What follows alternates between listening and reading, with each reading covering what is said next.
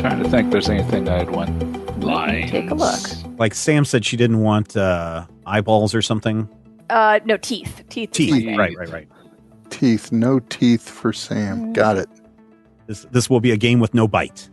No bite whatsoever. I mean, like, you can have like zombies, and like I just don't have. If my teeth are falling out, I am unhappy. Yeah, I have that nightmare occasionally. Exactly. So make sure you brush them. Yeah, I also do. That's what goes with having that nightmare. Yeah. Okay. Well, so Sam will be the character that will cover up her zombie bite from the rest of us. To just I want to do this ahead of recording, so I think I mentioned this to you, Stephen. But I'm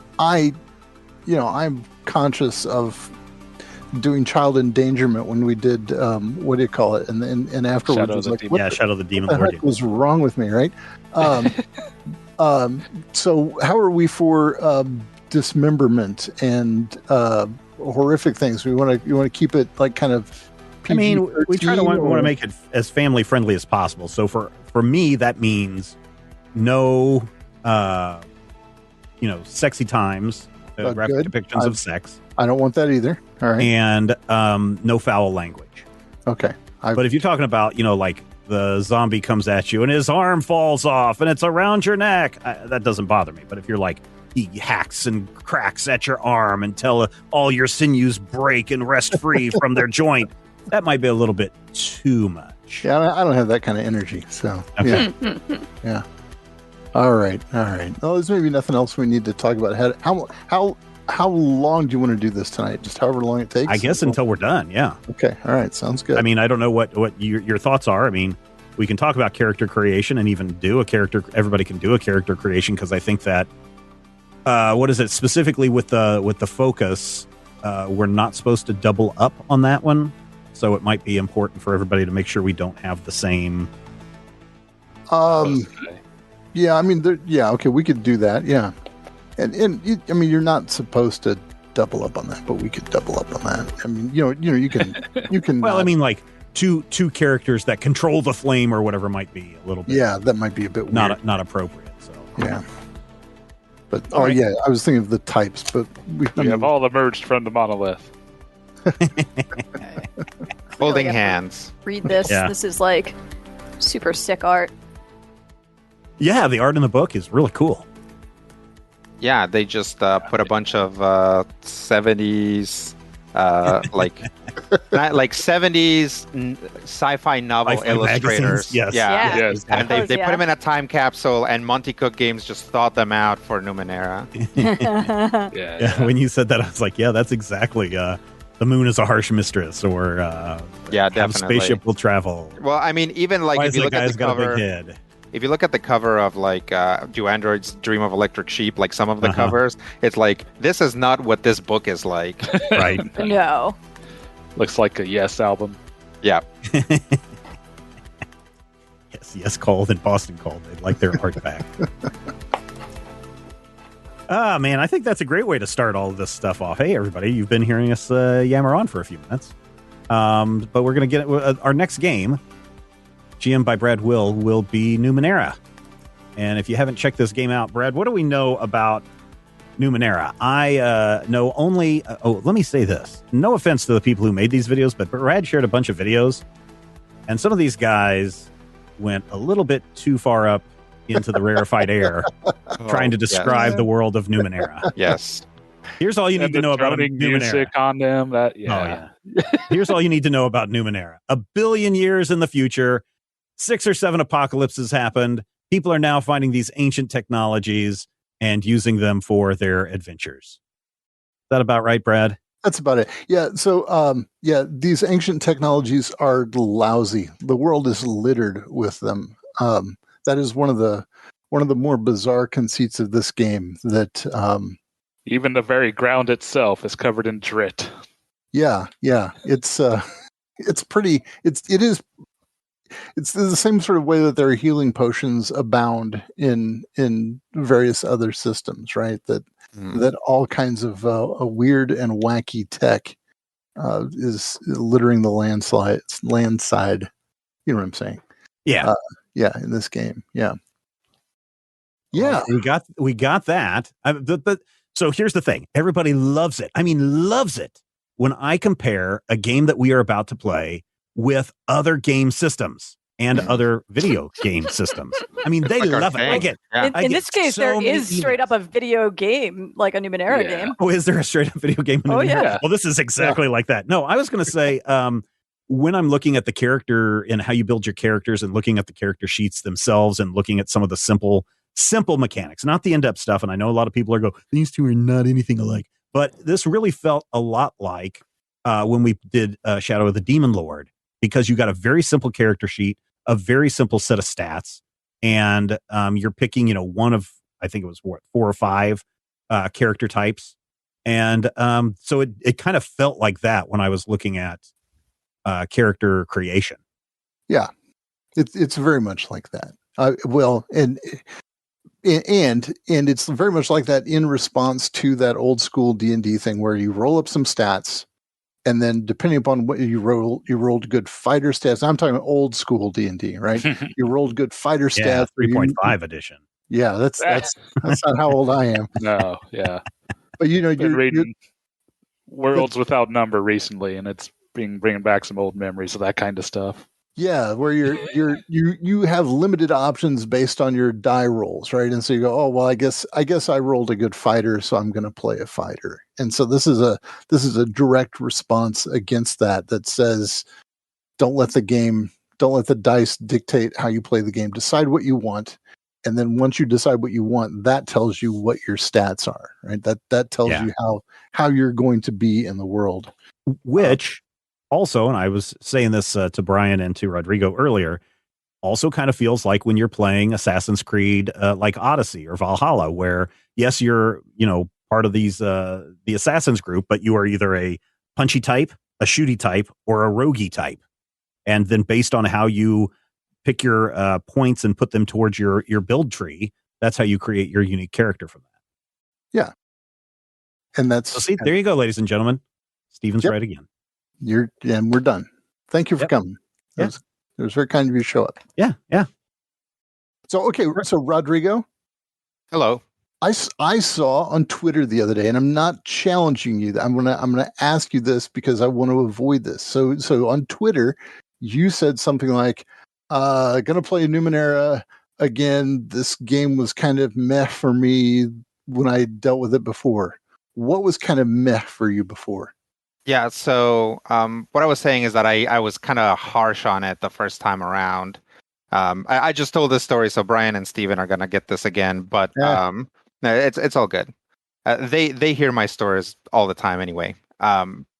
So the first time I read through Numenera, I had just read through Pugmire and was very disappointed that Pugmire is essentially just D&D, like very much just same stats, same gameplay, obviously very different setting, but the fact that there are like fighters and rogues and clerics and stuff. Then I started reading through Numenera and it's like, okay, yeah, set in the far future, indistinguishable from magic. Yeah, that makes sense. Cool. And then I got to the classes, to the types, right? And it's like the types are wizard, fighter, and rogue, basically, and or like specialist. And I was like, oh my God, are you serious? You wrote a whole new game and then we ended up right back to where we started. Going back through and reading it again, I get much more of a sense that it isn't that. Numenera is sort of doing kind of a meta thing where the cipher system doesn't really work like D&D. It doesn't work like that system, but it has morphed itself into a face that you can recognize. And it's like, hello, new person. Would you like to play a wizard that you are familiar with?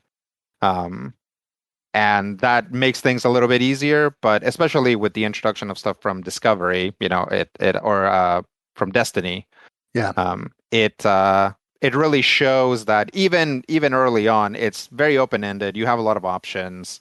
And especially if it's like, yes, glaives are fighty, and yes, nanos are magical, but especially like jacks cover a huge amount of space in between them, and there's a lot of ways in which they start, basically getting into each other's what we might consider each other's boxes, right? It's like you can walk in with a quote unquote fighter that is like more magical in character than the nano, or about as magical.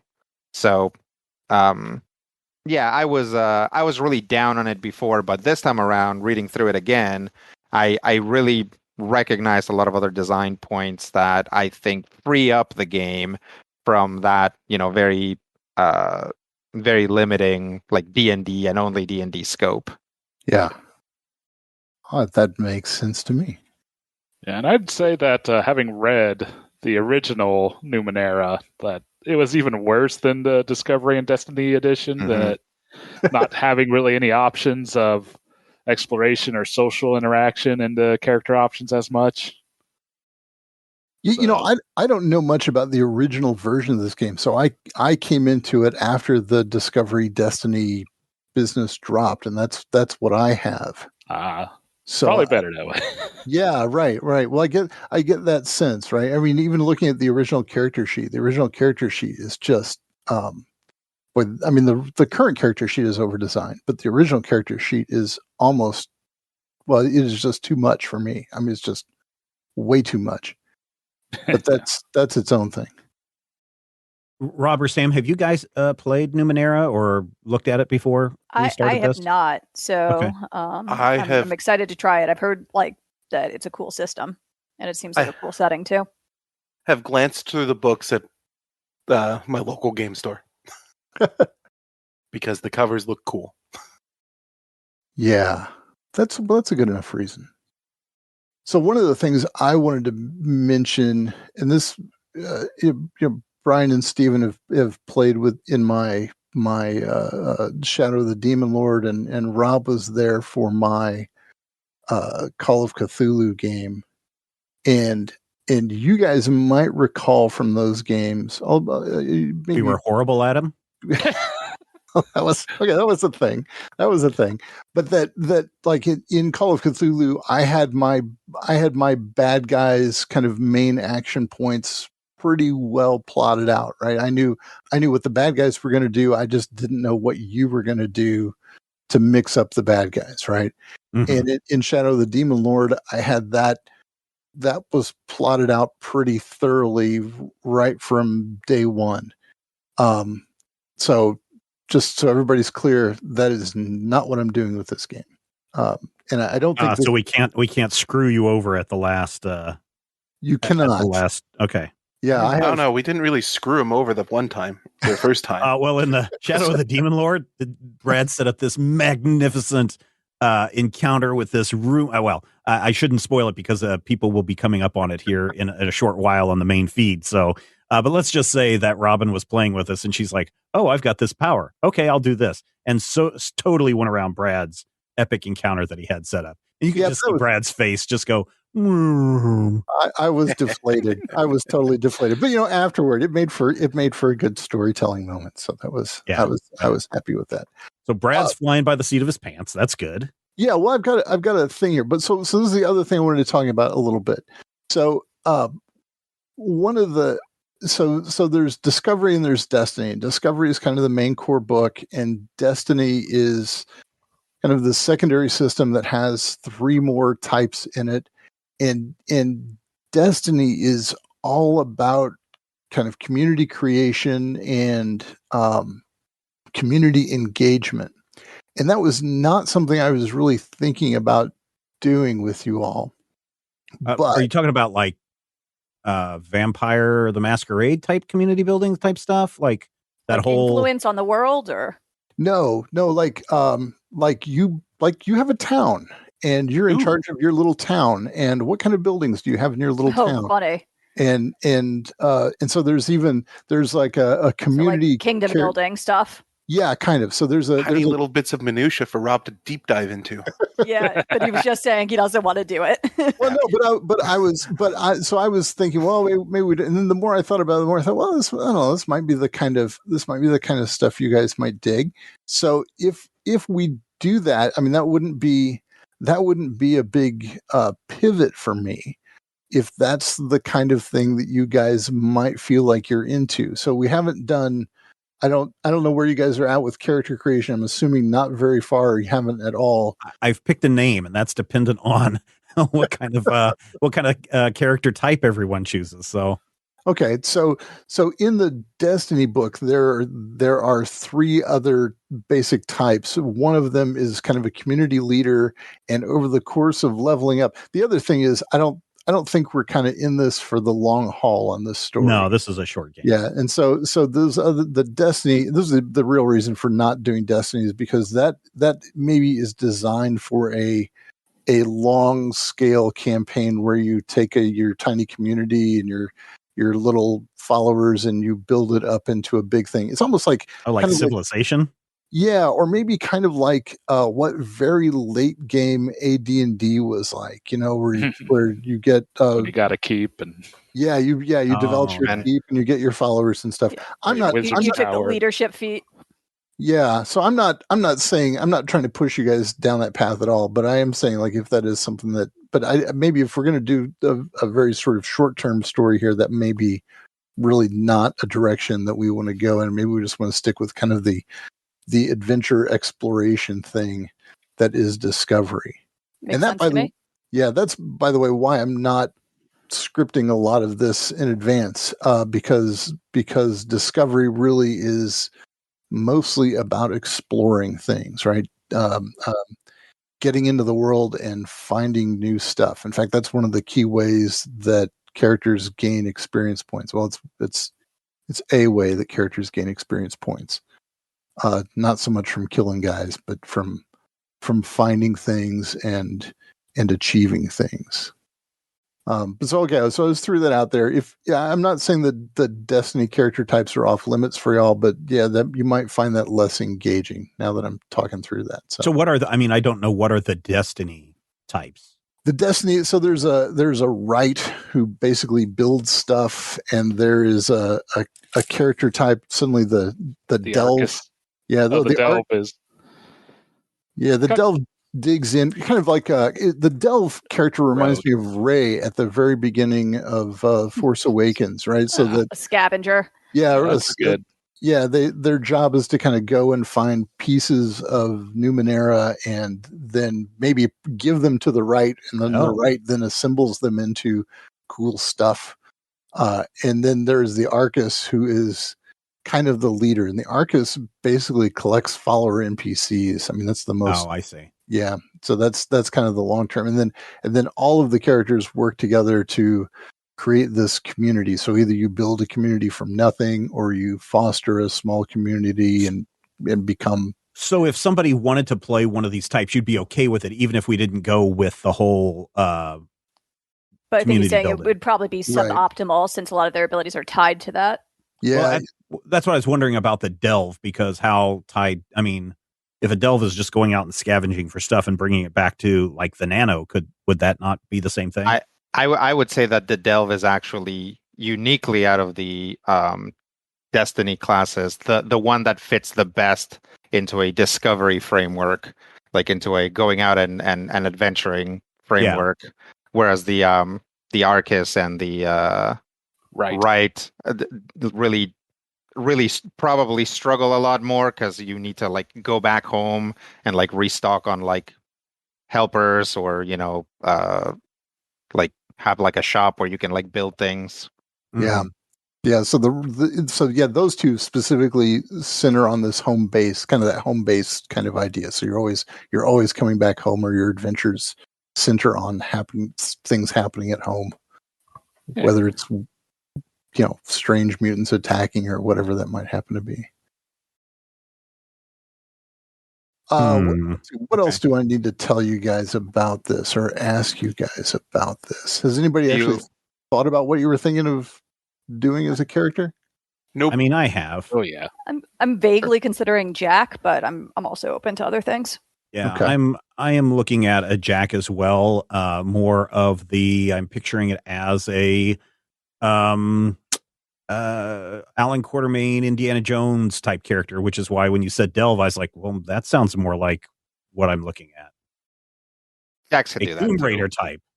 Yeah, so that's why I was asking if Delve was something you would consider or allow. Yeah, I would allow it, but the Jack might be more kind of the adventure-y thing. Yeah. Given what you're talking about. Okay, but I mean, if we need a fighter, I can totally be a glaive. I don't mind being a glaive because I love pulling out a big giant sword and Final Fantasying up some bad guys. Yeah, I was thinking not glaive because it's pretty similar to what I'm going to be playing back again next with Vangi. Yeah, so. yeah. Fair. I have 3 partially fleshed out concepts that I could move on. Brilliant. Well, that is excessive. I know. There ain't no kill like overkill, Brad. That's right. My golly. What are they? So the first one is an intimidating glaive who needs no weapons. And basically, I see this guy as a person who, instead of arms, has enormous crab pincers. And maybe has a pair of secondary smaller pincers that he uses to like eat and handle smaller objects. I guess I see him as coming from a community that is very happy with the fact that the local Numenera like turns them into basically arthropod monsters. And so he's actually out in the world, both representing his community and doing good works, because not everybody is as lucky as they are to be, transformed into horrifying aberrations. That's brilliant. Yep. I also have a curious Jack who sees beyond. So the idea here is that he comes from like kind of the opposite place, where like a very like backwards, isolated area. He had like sorry, my friends are blowing up my phone. I really apologize for that.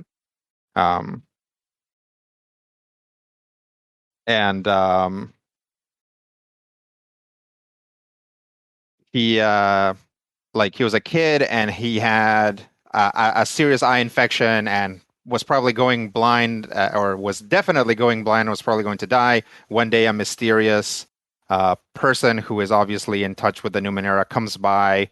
His mother asks him to heal him. He does, and now his eyes are more than just normal eyes, right? And that's kind of the basics of it. He probably then gets kicked out of his town that is very weird about interacting with the Numenera. And then the last one, I kind of wanted to play essentially like a Metal Man, Alchemical Exalted type situation with a tough nano who augments flesh with grafts, who basically just builds up his he's like a man made of clay or some other material that just grafts on like new technology onto himself as he goes. And he's either trying to get back home or running away from home, depending on which direction the campaign is going. Brilliant.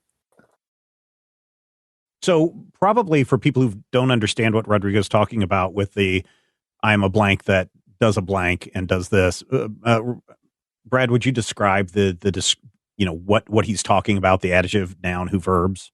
Yeah, so that's basically how characters are formulated, right? So you have a character type that is like when y'all are talking about jacks and nanos and glaives. Those are your character types, and then those character types have a descriptor and an adjective, and that's how we usually begin that sentence, right? We always begin that sentence with an adjective that describes them, and then the focus is kind of the weird thing. So the character Rodrigo last described was I can't remember what your descriptor was. What was that?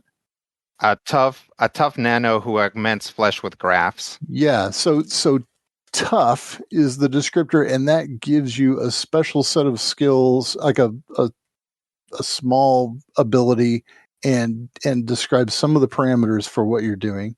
The nano is like your character class, and so that's the bulk of what your character is about. And then you get this focus, and the focus can pull you off in all kinds of different directions. That's why the idea of like a glaive who's really like a magician, because the glaive has a magician focus. But here, so augments himself with grafts augments flesh with grafts is is all about adding pieces to the body. I mean, exactly what it says, and so there are a set of skills that basically go with that. Let me ask you, Brad, because I just cracked open the Destiny book, so I'm not super familiar with it. Is there, so in the Discovery book, it's got descriptions for all of these things, your descriptors as charming, clever, graceful, etc. Is that, do they have additional ones in Destiny, or are we still using the same descriptors? So there are additional ones in Destiny. There is one that is there's a book that's all about the religious order, the Aeon Priests. I don't care about that has a different set of descriptors and foci, but not different types. So yeah, there are even some character option supplements that have even more descriptors and even more foci that you can pull from. And I probably would suggest everyone to check out Destiny for the descriptors, because I do feel that the number of descriptors in Discovery are a little bit on the small side. Yeah, you've got charming, clever, graceful, intelligent, learned, mystical, or mechanical, which I don't know why they are lumped together, but also rugged, stealthy, strong-willed, swift, and tough. Yeah, and so with Destiny, there's a whole slew of them, so it gives you probably something, you can probably get something closer to what you feel that you're trying to go for your character there. Yeah, and those aren't restrict. I mean, those aren't like the way the types are in Destiny. The Destiny descriptors aren't sort of peculiar. Oh yeah, I found them. Here they are. They're at the beginning of the chapter 3, the one that's called character descriptors. Yep. Adaptable, articulate, beneficent, cheerful, civic, committed, confident, cultured, curious, earnest, empirical, exacting, forward-thinking, gregarious, heroic, imaginative, industrious, intimidating, intuitive, irrepressible, lawful, loyal, meddlesome, nurturing, obsessive, optimistic, organized, passionate, persevering, prepared, protective, relentless, risk-taking, serene, and vicious. Man, this is super cool for coming up with character inspiration, I gotta say. Yeah, I mean, it really is. And then, based on which ones you do, that then unlocks your skills, abilities, special abilities, that kind of stuff. I mean, I was all set to try to go for a rugged Jack, but I hadn't found my third option yet. I was going to roll all that, but I'm kind of... See, that was kind of one of what I was sort of considering, a rugged delve that explores yesterday, but... Yeah, I was thinking of an obsessive delve. Ah. Either of those would work. Now, the foci that are in Destiny are... Some of the foci in Destiny are really focused on that kind of gameplay, developing a community kind of gameplay, but not all. I mean, I would probably jump back to Discovery for. Yeah, but I mean, it's not, like Explores Yesterday is from Destiny, right? As I recall. And then there's but one like Builds Tomorrow, which is from Destiny. That's all about building the community and that kind of business. But the Destiny is would be a good place to look also. I love that Brandish is an exotic shield as a whole thing. It's like, I am Captain America. Well, it's like a force field. It's the exotic shield. But there's actually like 3 different shield options. That's funny. In this one, so it's like focuses on defense, also has some shield stuff.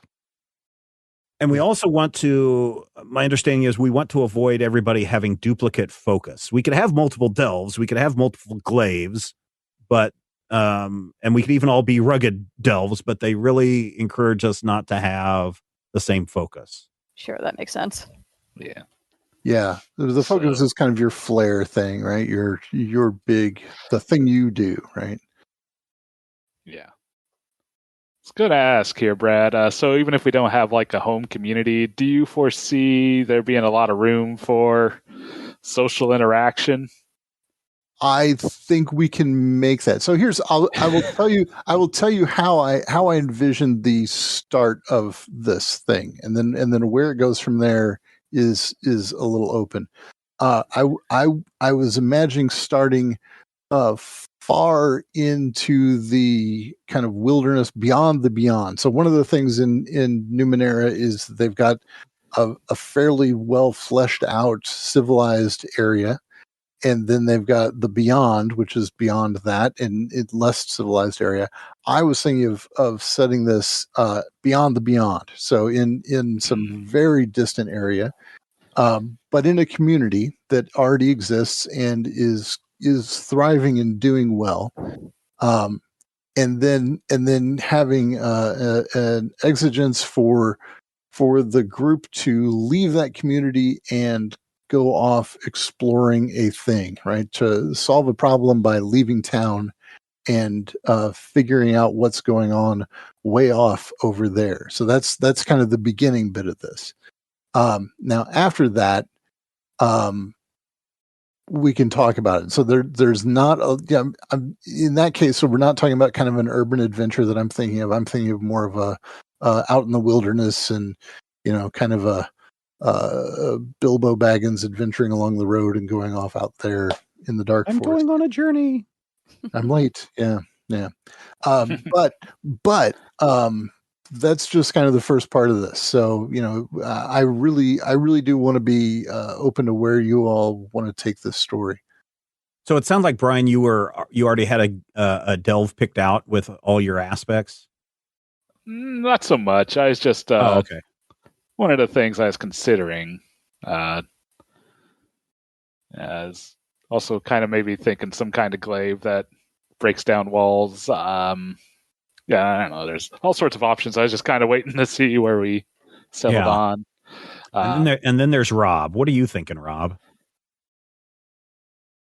I would. Rob's thinking of a crunchy cruncher who crunches. Yeah. Now, I would point out, Rob, that there is the focus of controls beasts. Yeah, I was just looking at that because it kind of screams Rob. If you play a Jack who controls beasts, you can walk into game with 2 pets. Yep. All right, I'm in. All right, Thanks. so we've got a Jack who controls 2 beasts, so that one's done. Sam, what about you? What are you kind of thinking? I don't know. Okay. There's so many options, and so many of them sound very appealing. Brian, if you want to run a delve, I'm perfectly okay with doing a glaive. I can do a glaive. I can go either way. Someone's going to have to double up, right? Because we're probably not going to play any of the. So there's only 4 types, and there's. Yeah. Well, see, that's kind of why I was asking about the social interaction. If we could make an Arcus work, even if we weren't doing. Well, I wouldn't worry. No, I mean, look, you can double up types. That's not a problem, especially if you're doubling up on jacks. But it's because you can go in all kinds of different directions. I wouldn't worry about doubling up on types. I don't think people will be stepping on each other with that. Well, and the other thing is that you'd hope that there would be some social interaction anyway, because some abilities are actually capped by the fact that they make you stupider. Yeah, that was the problem with my guy at Shadow of the Demon Lord. Man, he was dumb. Yeah, like some options are like, oh, you're really good at this, but no good wordies come out when you talks to the peeps. Yeah. So, yeah, I don't know. If I'd want to be the face of the party, that's kind of playing against my type, but I was considering. Yeah, that sounds fun, though.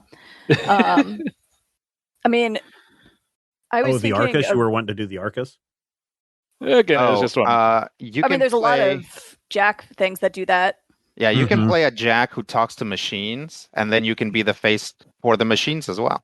I wonder if, and maybe Brian or Brad, you know this, when they went from Destiny or Discovery to Destiny, which I'm guessing is the second module, you think that they just looked at the Jack and said, these are too many options, let's break these out into their own classes? Oh, no, Destiny is almost like adding a different kind of gameplay to this. Oh, okay. Yeah. All right. Yeah. I mean, I could go with a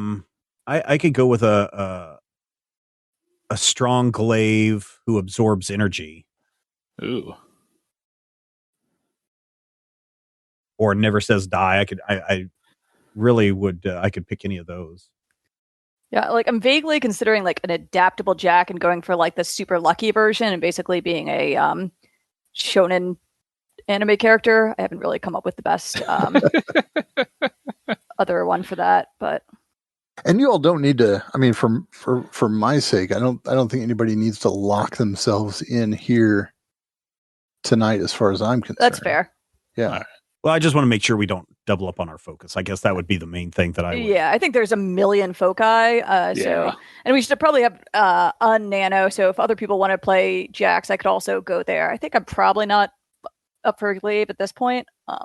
But nobody's really expressed a preference for nano, so I can lock into nano. I've got a nano ready to go. If that's what we got. Then I will go with a strong glaive who I'm going to look at these foci, but I'm leaning towards absorbs energy, but I could also do needs no weapons. Ooh. I think I'm going to go with needs no weapons. Yeah. You do strong glaive. Monks. Strong glaive. And who needs that's why I made 3 characters, because my pitch of an intimidating glaive who needs no weapons, I'm like, I'm going to run up against Steven's karate guy that's coming. Oh yeah. Did you have the needs no weapons? I can change that. No. He's going to play the nano that sees beyond. Okay. No, that augments with graphs. So augments with graphs, right? I'm just gonna go stick myself with whatever we kill. Sweet. What is Thunders? Let me look and see what Thunders is. So and like Stephen, that strong glaive, right, is a really strong too tight. Stereotypical, right? Yeah. I imagine this being Conan the Barbarian, but with a kilt. Oh wow! Well, a kilt then. Yeah. All right. Never mind. I'm thinking adaptable Jack that moves like a cat. That sounds pretty cool. Yeah. Now, as long as Rob doesn't think that you're his cat. Too bad. Look, if Rob thinks I'm his cat and gives me food and a comfy place to sleep. All right. And if Rob has a cat, then we've got 2 Jacks, a nano, a glaive. Who are we missing? Brian. Oh, okay. Well, Brian, you were talking about a delve, right? I was considering a delve. Middlesome delve. That sounds fun. Or you could be a charming delve and be Indiana Jones. Just explores dark places. Yeah, I could do that. Yep. Yeah, there's a Tomb Raider. There's definitely you can definitely find the character options that's like a nano that nanos. Yeah. And there's definitely a delve that delves. Yeah, and what I was going to say, Stephen, about being a glaive is if you could be a glaive and still be kind of that Alan Quatermain kind of a glaive. You know what I'm saying? Like Who hunts. Yeah, by playing around with maybe counterintuitive foci and counterintuitive descriptor, you can go in a weird broad range of things. I don't mind smashing things. Okay. All right. Well, then smash things. Maybe this is an opportunity for Brian and I to have already been teamed because Brian's the one that gets into places and I'm the one that protects him. I don't know. So one of the other things that happens with the mechanics when you're dealing with your focus and your descriptor and all that, I think it's your focus, right? Is it your focus is the one? Yeah, it's the initial link to the starting adventure. Yeah, so the descriptor I think has the initial link to the starting adventure, and then the focus has a connection to one of the other characters. Oh, okay. And so that's a place where you can establish that, and you may or may not want to discuss that with the other character you're linking yourself to. You don't really need to. You know what I'm saying? Like you can just go, oh, this will be a good one. And as people are describing their characters, I'll figure out which one I want to do my stuff with. Right. I have figured out the origin of my special powers. Since I'm a strong glaive, I rolled my 100 dice. So this is the other thing I love about this game, Brad. All you need to play this game is a D20, unless you're a nano, and then you need a D6. So you only need 2 dice. So originally it was only 1 die. Now it's only 2 die, unless you have to have special rolls like your Origin of Special Powers, which requires a D100. So then you're going to need either a D100 or 2 D10s or roll your D20 twice. So you only need 1 dice unless you don't. That's what I love about this game. You know what I love about this game? Chief. Yeah. So I rolled an 18. So my strong power comes from a mutation due to experimental science performed on my ancestors. Cool. So that was an actual roll that actually tied into the backstory, unlike another character where I just relied on dice to figure out how my character works. So where is that chart? It is on under the discovery page in the discovery book under character focus on page 61. But that's peculiar for your focus, right? Or is that general? Is that I think that's a general one. Okay. Oh, it is a general one. Yes, there it is. Yeah. Yep. Oh, no, I think that is peculiar to the commands mental. Oh, really? Thing. Yeah, yeah. Well, that sucks. All right. Well, never mind. Yeah. Not everybody has mental powers, and that's So that's not a general thing. That's specifically. All right, so I have to you can still, Steven, that can still be your story. You can. Yeah. You're not. Yeah, that seems totally valid. Yeah, you can still do that as your story. We're not going to take that away from you. You were so happy with it for a minute there. Now I forgot what the other thing I was going to one of the things that's useful if you haven't seen in the discovery book, there is Appendix D, which is just a spread that is all the stuff you need to do for character creation. So it's all handy in Destiny or Discovery? In Discovery. Okay. So it's like page 406. Good Lord, this is a thick book. It is a big book. Yep. Okay, cool. This is what I was hoping that we had something like that. Because again, I don't want to compare it to another system because everybody loves it when I compare it to another system. In Shadow of the Demon Lord, it's this exact same thing. It's Yep. Do this, then fill in this, roll on this table, write that down. There you go. Yeah. Yeah. And so that's pretty much the whole show. One of the things in here, by the way, is your ciphers and your oddity. I will give you all ciphers and oddities when we start. So you can, like in the game, will give you like starting ciphers and oddities, but then everybody of the same, that's all based on your type. And so everybody that shares the type will start with the same 2 ciphers and the same oddity. And that makes your oddity not very odd, actually. So I'll hand out ciphers and whatnot. Okay. Cool. Rupert Manley, a strong glaive who needs no weapons. All right. Do you all? This is really maybe not something we need to get into too much here, but when you're working on, so you've got 3 pools, right? You've got intellect, strength, and what's the other one?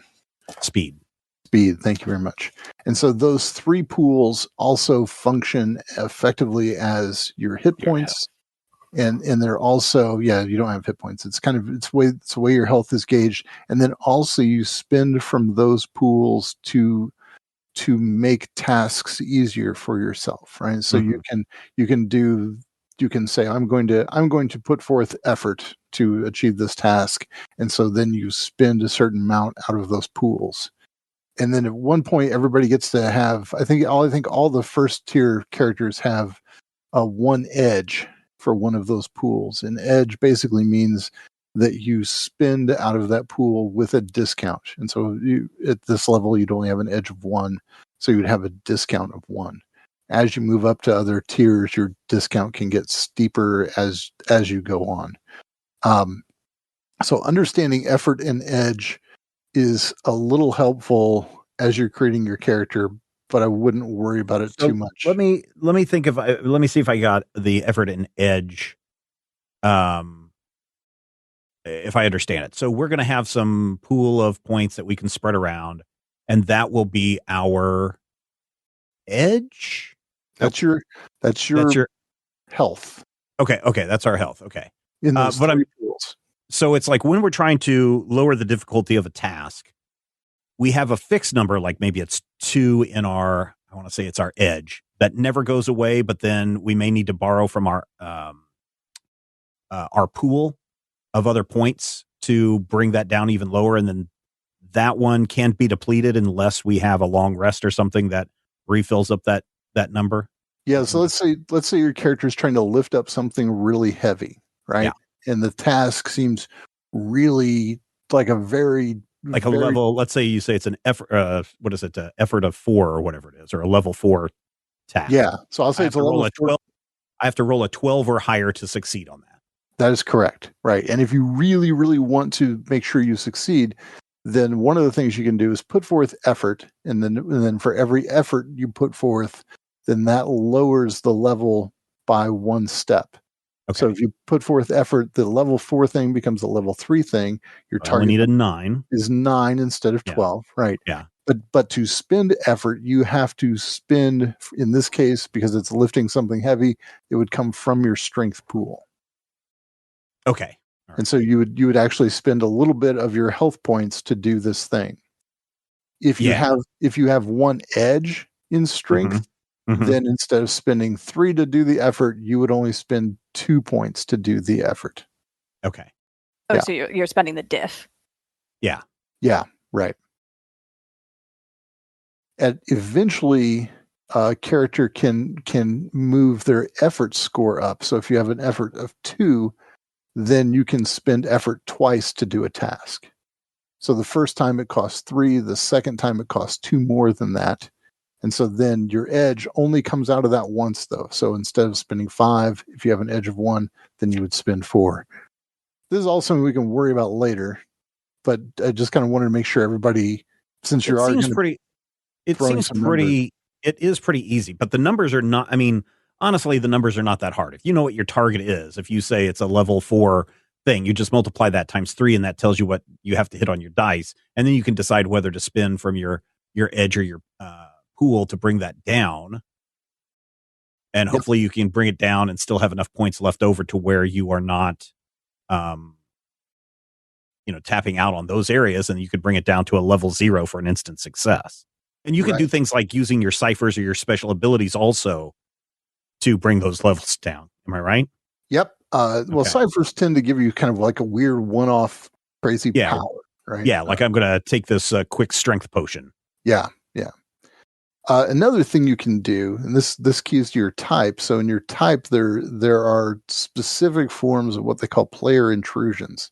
So you can spend an experience point to change a certain circumstance. And so that's one of the things you can do to control whenever you're trying to take an action. You can say, okay, I'm going to have a player intrusion that says, one of the examples they have is so you're trying to pick a lock, and you can say, oh, I'm gonna do a player intrusion that says that I actually used to study under the exact craftsman who made this lock. Therefore, I specifically understand how this lock works. So I should get the difficulty level reduced by 1. And so you use your player intrusion to do something like that. So like introducing a fact or. Yeah, exactly. Yeah. I'm trying to think of what else I need to tell you that might matter for or for character creation. And I don't think there's anything else in there that's really kind of particularly confusing or weird. The leveling up system is complicated. So there are 5 things you can do. You pick 4 of them and you basically level up. So you spend 2 experience points to do one, you spend 2 experience points to do another. And once you've done that 4 times, then you level up to the next tier for your type. And that opens up a new set of skills. So if you're a nano, you get a new spell and that kind of business. Or do you still have access to all your old stuff too? Sure. Yeah. Okay. So what is our average? What is the average? Is 10 average for like strength or speed or intellect or anything like that? Is that the midpoint? Yeah. So the jacks all start with like, even distribution in all 3 pools. And I think it's 10 as I recall. Yeah. And then you get 6 bonus points to spread around. You can spread around as you will. And then your focus also typically gives you some points, as I recall. Yeah. Oh man, I'm the dumb guy again. My intellect as a glaive is only 7. There you go. Okay, so let's just do a thing here. I get 6 additional points to divide among your stats. So let's say I put 3 in intellect in my pool. Okay. If I do something that requires an intellect check, yes, though those numbers mean nothing then, unless I want to spend those 3 to lower it one level, right? Right. So as a glaive, you probably would want it's your might pool. That's what I'm thinking about, but where I'm going to have my most. But I'm just using this in the dumb guy needs to do smart thing. Right. So dumb guy needs to do smart thing. If you want to spend effort to do that smart thing, it'll be really good to have points in your intellect pool. I'd like to point out that social interaction is based on intellect. So if you, like, for example, my original glaive idea was an intimidating glaive. So I actually did need to put points into intellect because that's how you are intimidating. Mm-hmm. Yeah, mine is strong, so it's probably just going to stay in might.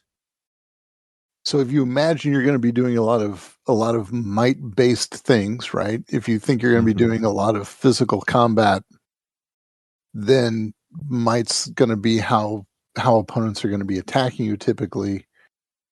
So you're going to want a pretty significant might pool. If you're going to be spending effort on attacks, if you're going to be spending effort on might oriented things, then that's where you want to have that pool be high and you can afford to lay off of it.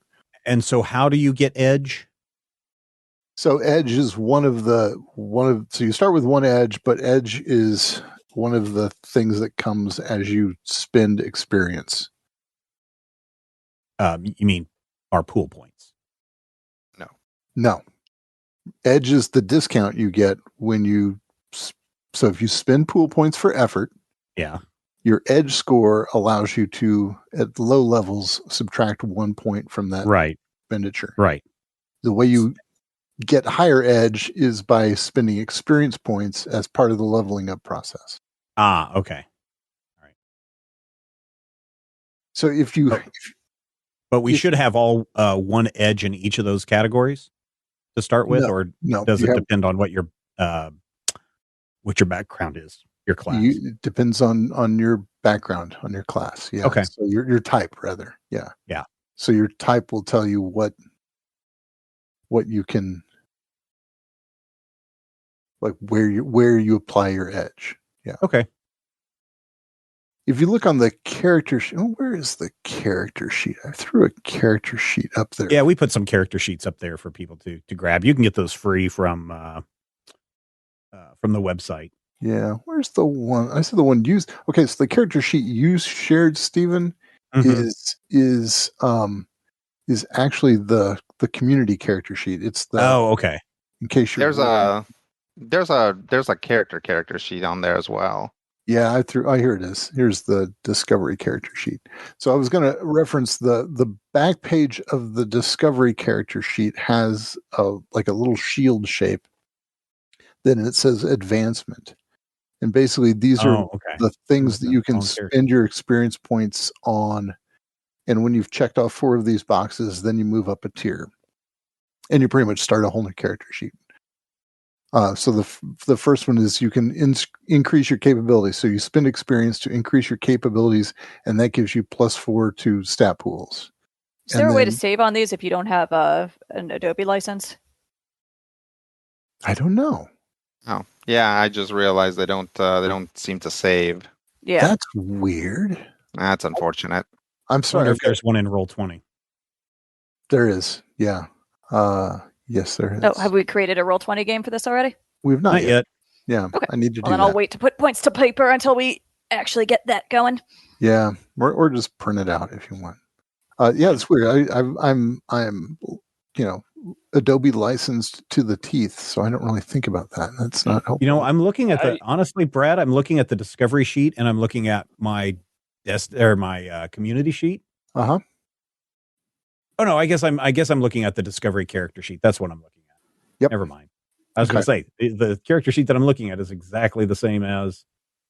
Yeah, no, I see what you're saying with the community one. Yeah, the community character sheet visibly hits all the same sort of aesthetics bits, so it's hard to actually even see the difference when you're looking at like a little thumbnail of them. Yeah, no, I'm using the Discovery one. So okay, all right, yeah. So now it's just a matter of going to each of these sections and filling out the stuff. Yeah, and doing the give yourself equipment and give yourself all this, and you guys can take care of that. We don't need to. I mean, I don't need to kind of oversee that. Is there any other questions you guys have about this? Yeah, I mean, would you mind between games if I put this in Roll20, taking a look to make sure I didn't miss anything or mess anything up? That would be a good idea. Yeah, or if you could, I don't know if you want to. I was going to say email me stuff, but you won't be able to save it to email it to me. So never mind. Yeah, we can do that. We just got to set up the Roll20 space. Cool. Now, I use Foxit PDF Reader, and it does let you save. And Same. I was just testing that out. And sorry, what's the name of the PDF reader? Foxit. Okay, I'll try that.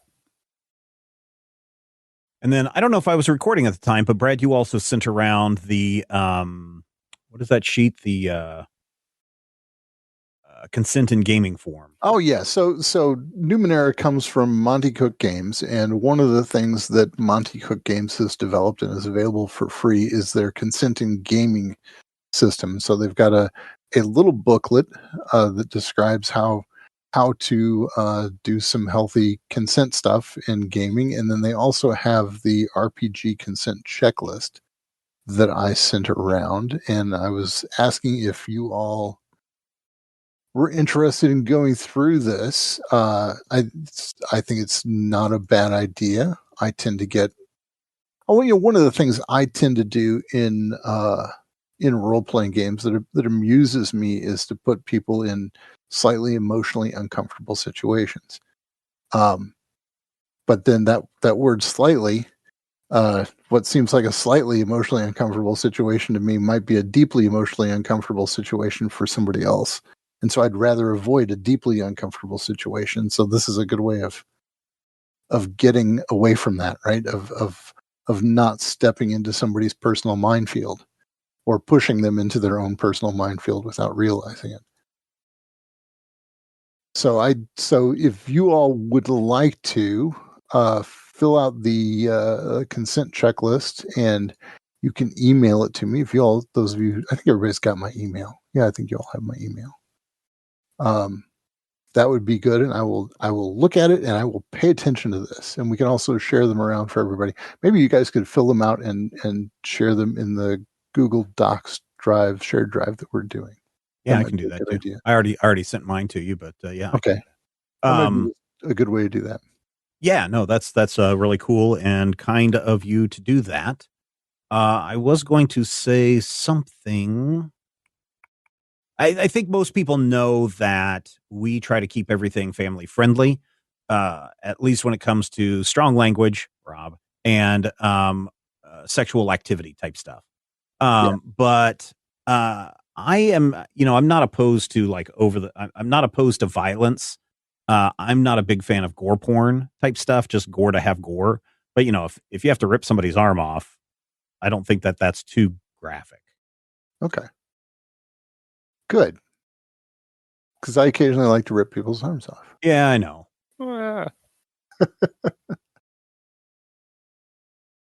So so this has categories like what kind of horror elements, and so you code these as green, yellow, or red.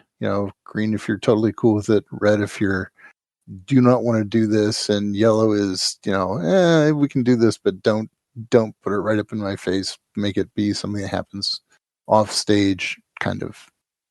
And so there are a bunch of categories here in this RPG consent checklist that are really useful things to negotiate ahead of time. So one of the other things that I was really surprised at is, there are some people that may not care for this part of the game where we you wasted a whole week just talking about the game, and we heard you build a little character. But I've also got a lot of really positive feedback from people that really enjoy, like when we did Brian's most recent game, where we were doing some character creation, and then by the time we came back the next week, people were like, wow, these characters seem really developed, and everybody, seems to have their character more thought out than they did after the character creation sheet. And a lot of people were like, well, how many days was it between games? And I think it's most of the time it's about a week. So from the time you hear this, dear listener, it'll be 6 days before we sit down again to play. And that'll give us a chance to fill out our sheets, think more about our characters, figure out how we're going to control our animal friends and sick them on other people. Those kinds of things. So I think you will see, kind of a little spark of characters, except for maybe Rodrigo, who's almost fully formed. You see the spark of characters here, and then come back next week when they're fully clothed and assembled, and see how they interact in this world 1 billion years in the future. Yeah, I have to wear clothes. I mean, I guess you don't have to. Although, remember, I said I'm not into the whole explicit nakedness and sexiness and stuff. Yeah, if anybody red lights, please don't worry. Please don't John Candy this will be episode. Explicitly not sexy. Yeah. Ooh, burn. All right. Anything else from anybody else on this? Does anybody have any other questions for Brad or about this game or anything like that? Do you have anything about like the area where this is specifically supposed to take place? So imagine the northernmost north of any of the Numenera maps. So there's a region called the Spirit Lands. You're gonna be north of the Spirit Lands.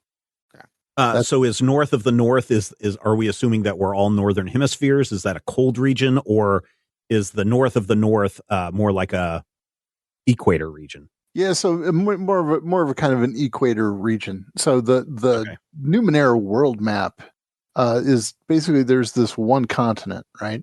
And that continent has had its southwestern quadrants pretty thoroughly and deeply mapped.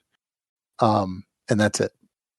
And so so we'll be kind of on the northern, just at the northern edge of what has been mapped in the most mappiest of books, not necessarily just Discovery, but in all the collection of Numenera maps. I got I caught, I don't know if any of you, the rest of you did, but there was a humble bumble, gee Liz, a humble bundle just a couple of months ago that was basically all things Numenera. And it was as humble bundles go, a really good deal. And so I got in on. So I've got like all the ridiculous maps and source books that have come out for this, and so I picked a place that looked kind of cool, and then said right outside that place. Yeah, I just need to know whether I need to pack my winter kilt or my summer kilt. You can pack your summer kilt. Okay. Yeah, we'll start in the spring, the pleasant of spring. Say April or so. So let me ask you this. In Shadow of the Demon Lord, it was everything is trying to kill us. Is that the way the world of Numenera is? Is everything trying to kill us? Only the things that are trying to kill you will be trying to kill you. Okay. Right. Everything is weird and might want to kill you. Yeah, there's a possibility that the things that are trying to help you are also going to kill you because your body doesn't fit their parameters. There you go. That is literally a thing. Yeah. One of the things in my games typically is that the things that look like they're trying to help you are trying to kill you. That's not necessarily, you don't need to have those suspicions up in this game. This isn't necessarily that kind of game where the whole world is plotting against you. But the whole world is very, very, very, very weird. That is probably the key conceit of this game. Is you look at that and you don't understand that thing, and you're not really sure what that is for and what that does, but maybe you want to poke it. Hear that, Rob? You can't have a dog and a cat. That's too normal. You have to have a cat dog, Slemplert, and a Jim Giobo. Gotta have a Flurkin. Yep. A gorilla with a kitty cat's head. Yeah. It should have a tentacle for a tail. Ook, Yeah. meow. Yeah, there you go. All right. Well, I guess unless anybody else says anything else, I guess we're done with you, Brad, or maybe you're done with us for today. It works for me. So thanks everybody for checking this out. I hope you found the informal chat useful. If you haven't checked out Numenera, you can easily buy this in PDF form, which I would suggest. And also, as I said, you can get the character sheets for free off of the, what's the guy's name? Monty Cook Games. Monty Cook Games. Yeah. You can get it off their website for free. There are a lot of good free resources there, even like free starter adventures if you want to see how that stuff goes with starter characters. And there's a lot of nice free resources from Monty Cook Games. Yep. All right, everybody. We'll be back next week with our characters and an adventure. And let's see where this goes. Until next time, here's hoping all of your dice rolls are critical hits.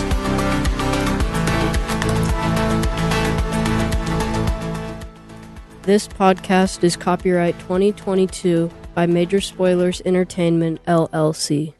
If you love chilling mysteries, unsolved cases, and a touch of mom-style humor, Moms and Mysteries is the podcast you've been searching for. Hey guys, I'm Mandy. And I'm Melissa. Join us every Tuesday for Moms and Mysteries, your gateway to gripping, well-researched true crime stories.